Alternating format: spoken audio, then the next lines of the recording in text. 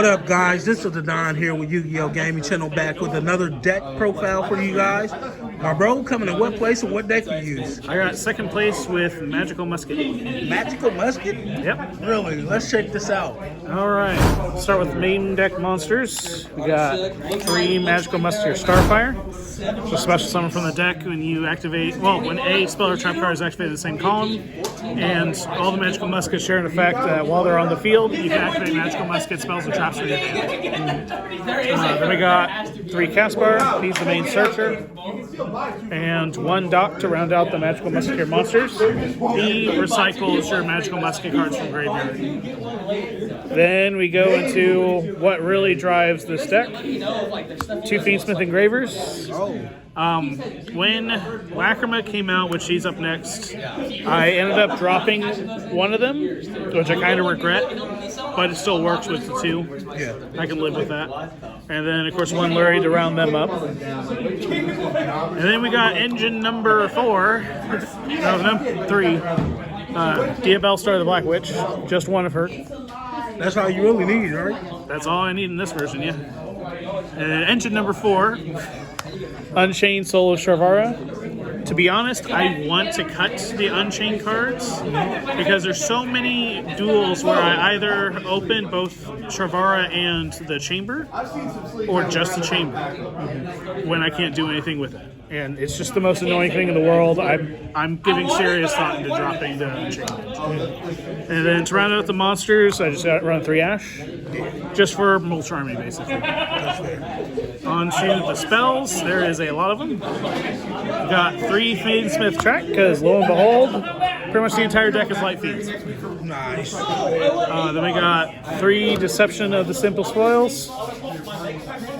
Absolutely, this deck is, this engine is nuts. Absolutely nuts. The fact that you can control, if your opponent, it can stop your Magical Muskets from activating, is just absolutely insane. And then for the Diabell Stars, we got the 3 Wanteds. Up next, we got 3 Link into the Vrains. Because who doesn't love a Link summon that you can't respond to? That's pretty nuts. That's pretty nuts. And what's even funnier is something I don't think a lot of people realize is that if you do this to go into Requiem, if you use Requiem's effect on summon, it is in the window where your opponent cannot respond to it.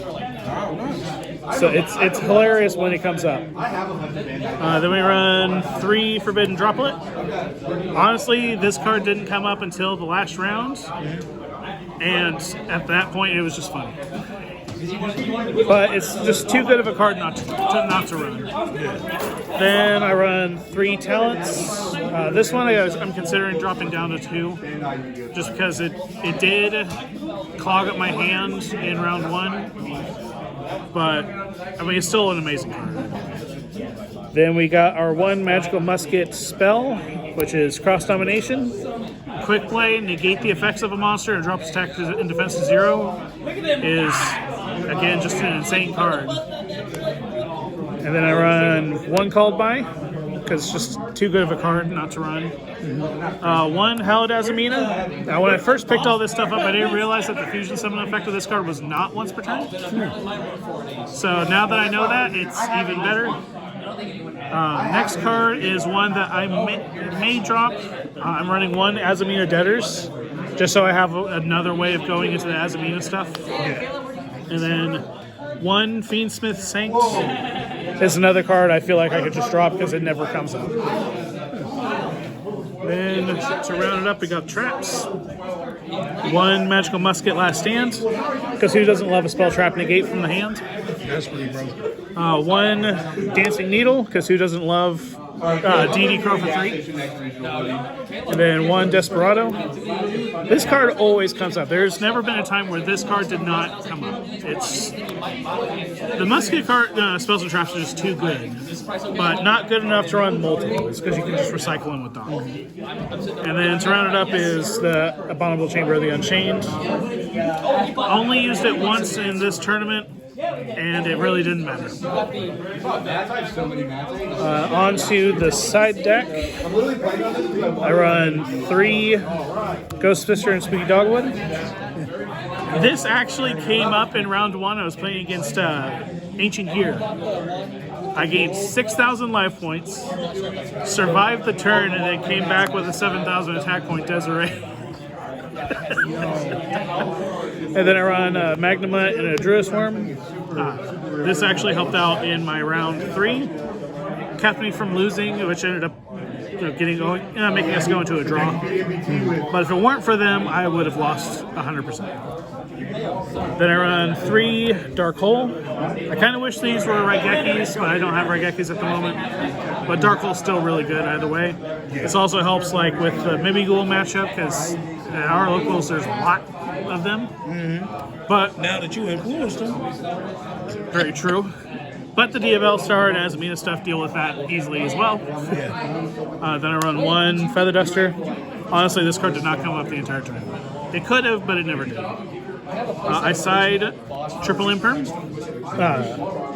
Honestly, I'm okay with it inside. It actually works. And then the last card, I run it just because I love the card in general, but I didn't sign it in a single time this tournament. That's 3 evenly matched. Oh, nice. And then for the extra deck, we got Magical Musketeer Max, probably one of the most busted elite monsters in the game, because it's a plus no matter what. And you either summon up to usually 3 magical muskets from deck, or add up to 4 spells and traps from deck to hand. Absolutely insane. When your opponent can't respond to it, it's even more hilarious. Then we got the 1 Requiem, because again, all the monsters are light feats. 1 Sequence, which I saw way too much. Like it should have been illegal how many times I went into this card. 1 Unchained Soul Lord Ayama with Rage to go with it. And then my last link to is SP Little Knight for the Rage. Neither Rage or SP came up this tournament at all. 1 card that I run that I have not seen a lot of other Fiendsmith decks run is Agnum Day. So I would usually go into sequence into Desiree, and then link the sequence and the Desiree into this. Get rid of a card on the field, and then bring back the Desiree with a shit ton of attack and piercing. Then I run the 1 Anguish. This came up once against the Mimighoul player in the last round, and they ended up scooping when I made access code. So, speaking of, that's the next one. For Xyz monsters, I run 1 Caesar. Never went into it, but it's still good to be there. And 1 Typhon. Never went into it, but still good to be there. And then to round it out, I run 1 Desiree. Arguably, I should have upped this to 2 and dropped the last card in this extra deck, but 1 still worked just fine. Then 1 Azamina Ilia Sylvia.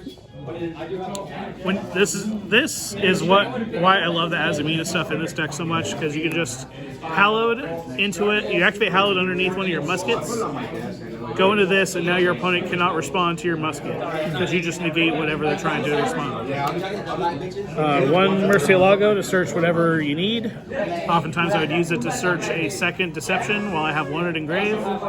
Then bounce this back with Hallowed, send a new Deception to grave to activate the Hallowed, and then 1 to back the second Deception to draw a card. And then 1 Moa Regina. Like I said, I could drop this card. I liked it in a different deck I ran, but in this, I don't think it's necessary. I think I went into it once, and it didn't do anything. Wow, that's nice. Man, bro, that's pretty well-rounded. You got any shout-outs for us? Shout out to the man behind the camera, as always. Otherwise, these videos wouldn't go up at all. Shout out to Kyle Lewis, who's my main punching bag, I should say. That guy over there. Shout out to Rick, our local judge. He's somewhere back there. You can probably hear him. And then shout out to Asian Persuasion 2008, because I think this is the first time I've ever placed higher than him in tournament. Nice. And I've been playing against him in tournaments for 10 years now, I think, something like that. It's crazy. Man, pretty nuts. Thank you again, bro, for the deck profile. And yeah, we'll catch them in the next one, bro. Keep clapping. Peace.